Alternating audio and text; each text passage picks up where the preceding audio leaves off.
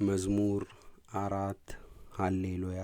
በጠራሁት ጊዜ እግዚአብሔር ልመናዬን ሰማኝ፣ ከጭንቀቴም አሰፋልኝ፣ ይቅር አለኝ፣ ጸሎቴንም ሰማ። የሰው ልጆች እስከ መቼ ድረስ ልባችሁን ታከብዳላችሁ? ከንቱ ነገርን ለምን ትወዳላችሁ? ሐሰትንም ለምን ትሻላችሁ? እግዚአብሔር በጻድቁ እንደተመሰገነ እወቁ። እግዚአብሔር ወደ እርሱ በጮኹ ጊዜ ይሰማኛል። ተቆጡ፣ ነገር ግን አትበድሉ።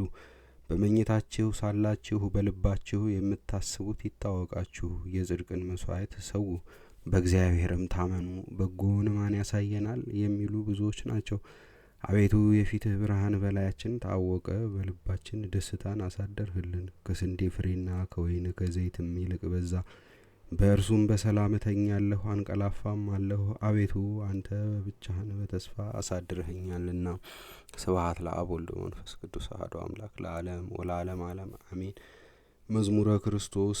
እውነትን በውሸት የሚለውጡ ከንቱንም የሚከተሉ ዓለምን መመገብ አይቻለውም። እንደምን በስንፍናና በማቃለል ቃል ይሉሃል። ትሩፋን ግን እንደ ቅዱሳን ጳውሎስና ቲቶ የክርስቶስን የሕይወት በጎ ዕድልን ማን ባሳየልን ይላሉ።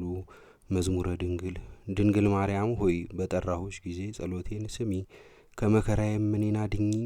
ዳግመኛም ጨለማ የሌለበት የፊትሽ ብርሃን በላይ ይታወቅ፣ በግልጥም ይታወቅ ዘንድ በልቤ ውስጥ ደስታን አብዥልኝ።